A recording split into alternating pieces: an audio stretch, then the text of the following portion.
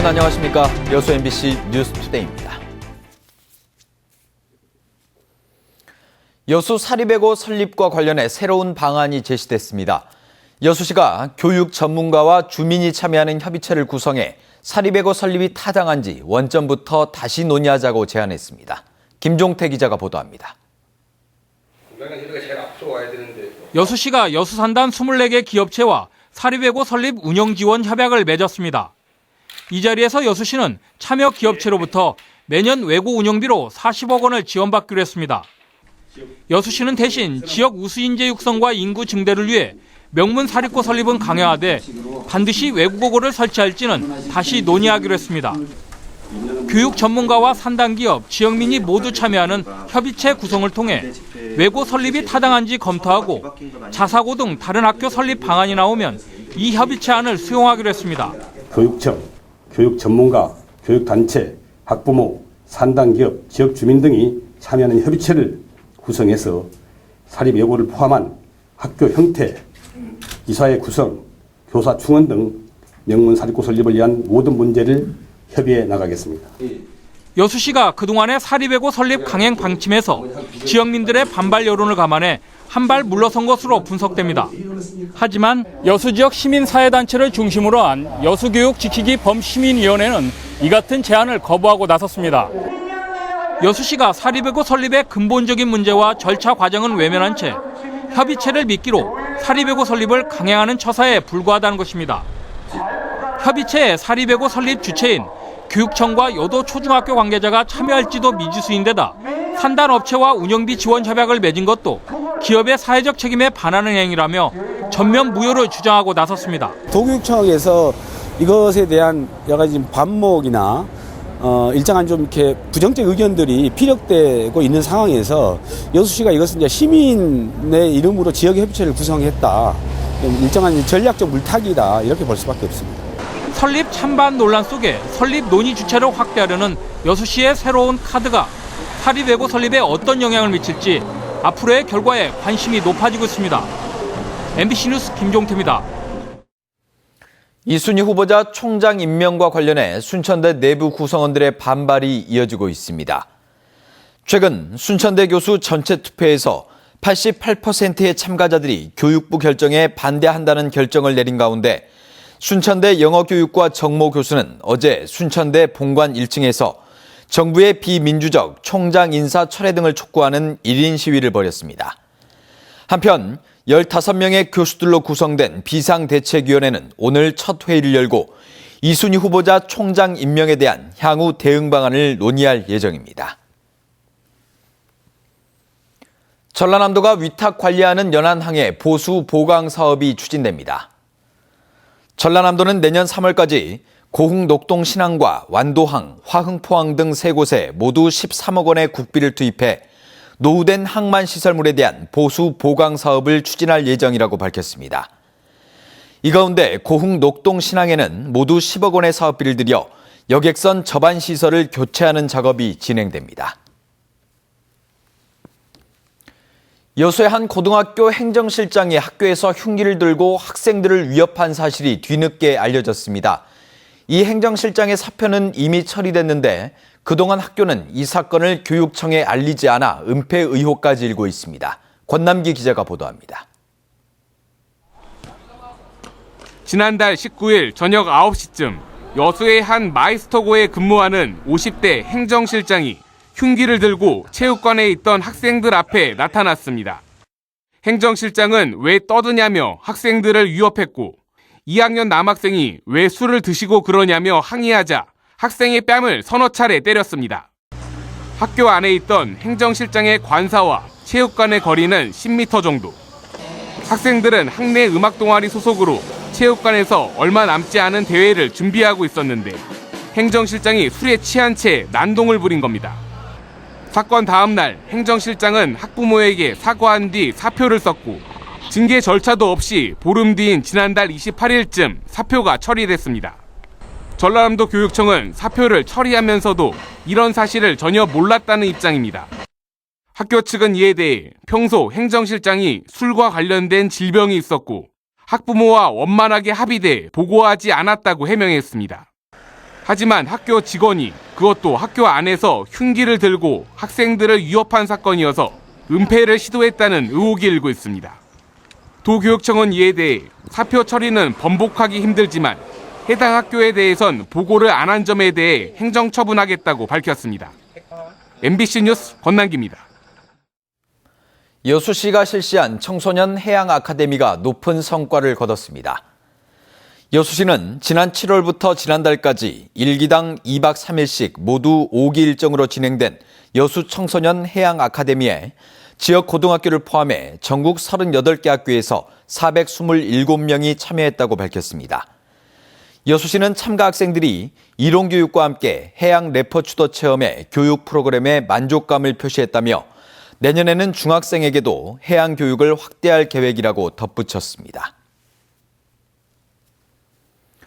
순천시가 지역 저소득 가구를 대상으로 에너지 바우처 지원 사업을 실시합니다.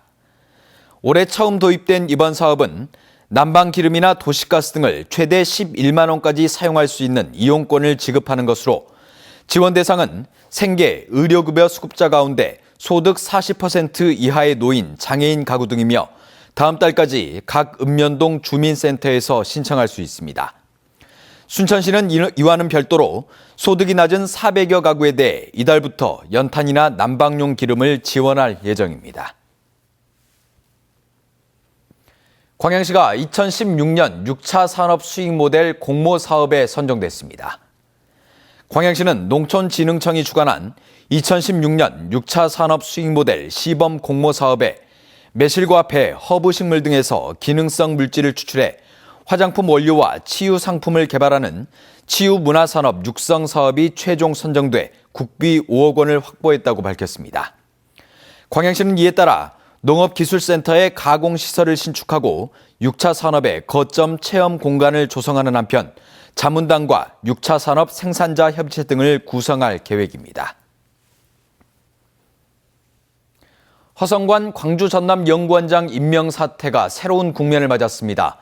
허 원장이 사퇴 불가 입장을 밝힌 반면 시도의회는 해임 건의안 채택 등 압박 수위를 높이고 있습니다. 김양훈 기자가 취재했습니다. 허성관 광주 전남 연구원장은 그만둬야 할 사람이라고 생각하지 않는다며 사퇴할 생각이 없음을 공개적으로 처음 밝혔습니다. 아직은 없습니다. 사퇴할 생각 아직은 없고요. 대신에 진짜 내가 자격이 없는 사람인지 문제가 있는 사람인지 이걸 언론에서 한번 검증을 해갖고 보도를 해주시면. 또 자리에 연연하는 것은 절대 아니라며 청문회 과정에서 불거진 의혹들도 대부분 해소됐다고 주장했습니다. 부동산 투기 의혹, 세금 탈루 이런 거는 말끔히 소명이 됐어요. 의혹들은 내가 완벽하게 해명을 했습니다. 허 원장의 사퇴 불가 발언이 알려진 뒤 시도의회도 압박 수위를 높여가고 있습니다. 광주시의회는 원장 사퇴 촉구와 함께 연구원 이사장 해임 건의안을 채택하기로 했습니다. 지역 여론을 무시하고 임명을 강행한 우리 김수삼 이사장 해임 건의안을 지금 채택하고자 지금 저희를 준비하고 있습니다. 전남도의회도 오는 9일 해임 건의안을 제출하고 보다 세밀한 광주 전남 연구원 예산 심의를 예고하고 있습니다. 이런 가운데 김수삼 이사장이 4일 긴급 이사회를 소집해 어떤 입장을 표명할지도 허 원장 거취에 변수가 될 전망입니다. 사퇴 불가 표명으로 허 원장과 시도의회는 물러서기 힘든 감정 싸움을 하고 있습니다. 한편 윤장현 광주시장은 사실상 원장의 자진 사퇴를 촉구한 반면 이낙연 전남지사는 연구원의 자율성과 독립성을 지키는 것이 더 중요하다고 말했습니다. 광주시장과 전남지사의 입장차가 미묘하게 다른 점도 연구원장 임명 사퇴 장기화를 부르고 있다는 비판이 나오고 있습니다. MBC 뉴스 김양훈입니다. 천년 고도를 자부하는 나주 원도심에서 전봇대와 전선이 사라졌습니다. 도시 경관이 살아났고 역사 유적과도 조화를 이룰 수 있게 됐습니다. 정용욱 기자입니다. 고려시대부터 관청이었던 나주 목사의 금성관. 전라남도 지정문화재 2호로 나주의 대표적인 유적이자 관광자원이지만 주변의 전봇대와 얽히설키 늘어진 전선이 경관을 방해해왔습니다. 이 전봇대와 전선이 말끔하게 치워졌습니다. 지저분한 줄이 막 엉켜지고 그랬잖아요. 근데 그게 다 없어지고 또 깔끔해졌잖아요. 한전이 금성관 일대 1.6km 구간에 전력시설을 지중화하고 1단계 준공식을 열었습니다. 전봇대와 전선은 물론이고 변압기 등도 모두 땅속에 시설하는 새로운 공법이 적용됐습니다. 빛가람 혁신도시로 이전한 한전이 나주에 주는 선물이자 신기술의 성과 전시장입니다. 친환경 신공법을 적용한 최초의 지중화 거리입니다. 이곳이 앞으로 우리나라의 지중화 신공법 거리의 모델이 될 것이고, 한전은 나주 원도심 가운데 남고문 일대를 포함해 2.3km에 달하는 2단계 구간은 내년 10월까지 지중화하기로 했습니다. MBC 뉴스 정용욱입니다. 전남 테크노파크에 입주해 있는 전남 국방벤처센터가 오는 20일까지 2015년 제2차 협약기업을 모집합니다. 모집 대상은 국방 분야에 적용이 가능한 기술을 보유하고 있거나 국방 사업에 진출할 의사가 있는 전남 지역 중소 벤처 기업입니다.